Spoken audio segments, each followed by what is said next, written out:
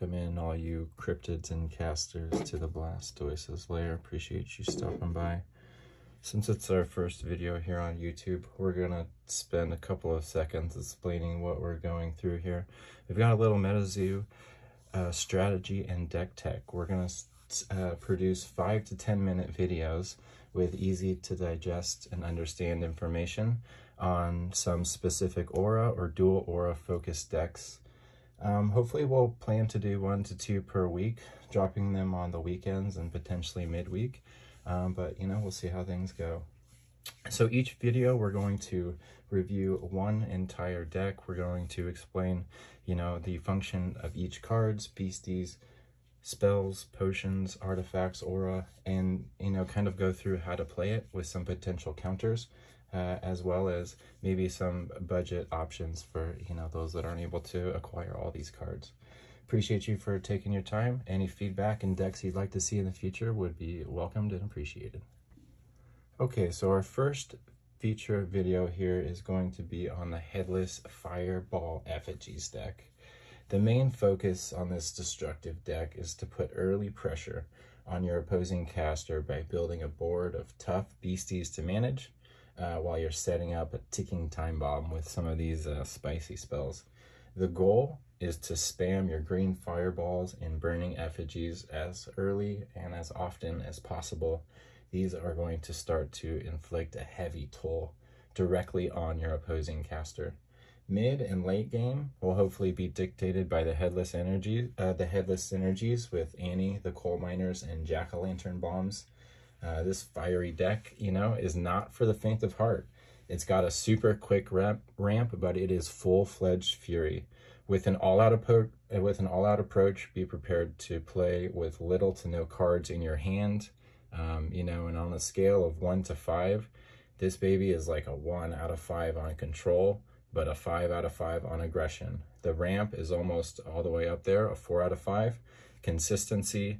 The cards are going to come out of your hand, given that it's a single aura, pretty consistent. We give it a 4 out of 5. And the budget on the deck that we're going to break down is a 5 out of 5, which is definitely on the high end. But as I mentioned, we do have some budget options that we'll kind of talk through at the end of the video. First, we'll dive into a breakdown on the beasties. As I previously mentioned, the heavy lifting is going to be done by the green fireballs. Primarily due to their triple strike, which it only has a single burn, but if you can get a swing at caster, the arena ability is what we're really after here, which says whenever an opposing caster loses their final burn counter, that caster also loses 25 life points. So essentially, if we're able to swing at caster with this, we know that burn counter is going to tick to 0 as we pass turn, and these attacks will do an additional 25 damage. And this, you know, is also a stackable type of effect. So say we had 3 green fireballs out on the arena, that would add up to 25, 50, 75 additional life points being subtracted from the caster, which with the it synergizes really well with the burning effigy spells, which we'll review in a minute. The other kind of core pieces of this deck are the Headless Coal Miner, who's a super strong beastie, primarily due to some of his contract and swing abilities too, not to mention that he's a spirit, so he's pretty tough to attack. But when you contract this, you're going to create 2 dynamite tokens, which are 2 10 life point artifacts, which say when destroyed, deal 20 damage to target caster. And it kind of synergizes well with his move, which is Fiery Pickaxe, which also does 3 burn. But you're able to destroy those tokens, as well as do additional damage. So it's really a destruction focus. And then some of the heavy hitters we have here for kind of late game to finish it off. Headless Annie synergizes well with the Headless Coal Miner, as well as the jack-o'-lantern bombs, which we'll go over in a second, but we'll be able to cast those spells cheaper, as well as, you know, we've got a lot of burn going on here. Headless Annie is able to really inflict a lot of damage due to her ability if there's a lot of burn beasties or casters out there. You know, Gassy, I think, is a staple in any fire deck. You know, I don't know if I have to explain why, but I'll get to it during the spell portion and artifacts. And then, of course, Father Sam BBQ Revolution, because, man, this guy is a beast. Swinging for 125 with fleet, and you know, he's got that burn as well. You know, these three cards here are why it hit the 5 out of 5 budget. And these cards are definitely not integral to the deck build. So like I said, we will review some budget options, which are primarily focused on, you know, removing some of these heavy hitters. Okay, next we will focus in on the spells and potions for this Headless Fireball Effigies deck. You know, to kind of start off with, obviously these are basic staples you're going to see in really any deck. 2 bookmarks, Power Up Red, and some version of New Beginnings. We've got the New Year New Beginnings in there.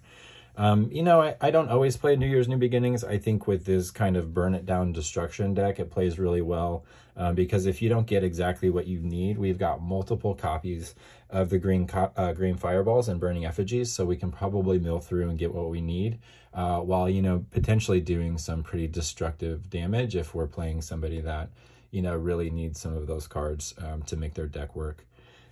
Some other ones that I don't always include, but, you know, Cryptid Nation works really well with both Gassy and Father Sam to kind of get either of those out for only 2 early in the game if you happen to pull them, as well as 4th of July. So this one, you know, you really want to wait until you can get the board set up with a lot of burning effigies or green fireballs, and this will essentially lock both casters out of attacking, but it doesn't let the life point loss stop. So you're still burning them for all those extra 25 life points from the green fireballs or burning effigies, while everybody kind of sits back and waits. We've referenced this guy a lot. This guy is crazy. I only put 5 out of 6, but, you know, honestly could put 6 out of 6. Burning Effigies. Create 3 Burning Effigies tokens, 25 life point artifacts with the effect at the start of your turn, target opposing caster is dealt 25 damage. So similar to the green fireballs arena effect, although it happens at the beginning of your turn, not technically at the beginning of their turn like the green fireballs, but it's kind of a constant burn that really catches up a lot quicker than I think people notice when you're able to get those out there. And honestly, it's kind of a board spam. It's tough to kill 3 of those tokens in, you know, 1 to 2 turns unless you've got a decent board wipe. The last couple here, Jack-o'-lantern Bomb, obviously pair really well with the Headless Annie and Headless Coal Miner, because, you know, even if you don't have those cards, it's pretty destructive spell doing 75 damage, as well as burn.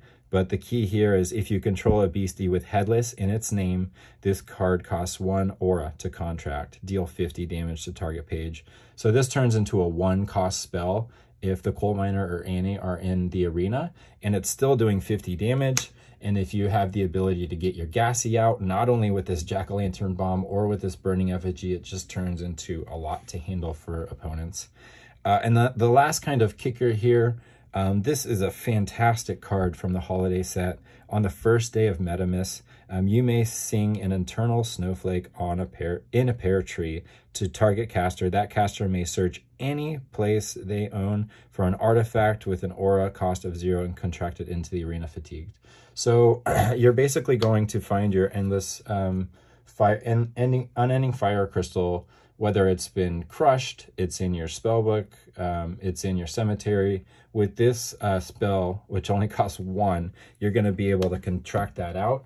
And then once again, if I didn't need to explain why Gassy's crazy, you could have an unending amount of unending fire crystals, you know, if you're able to churn this spell with Gassy in the arena. Unending aura is kind of super crazy to think about. So our last focus here is going to be on Artifact, Aura, and Terra. The first one here, Hell's Gate, you know, we really don't have any board wipes, or if we happen to get behind early in the game, anything to kind of come back quickly. So Hell's Gate is maybe one of our saving graces, which is a great card, great artifact with 100 life points. It's pretty tough to beat. It'll also, you could potentially generate an aura with its ability, but it's going to allow you to bring any beastie back from the cemetery. They're going to gain fleet and hopefully kind of potentially get you right back in the game. I don't typically run artifacts, or even 2. But, you know, once again, with the holiday spell on the first day of Metamis and the ability to search those fire crystals, and with this being a heavy and kind of quick ramp deck, I think that it's kind of worthwhile to run both of these. Even if it, you know, typically they're fragile and that's why people don't want to run them. Even if they get crushed, you're going to be able to bring them back from the cemetery. So it's kind of worth your time. We've got one neutrality and one prism. We don't necessarily need the prism.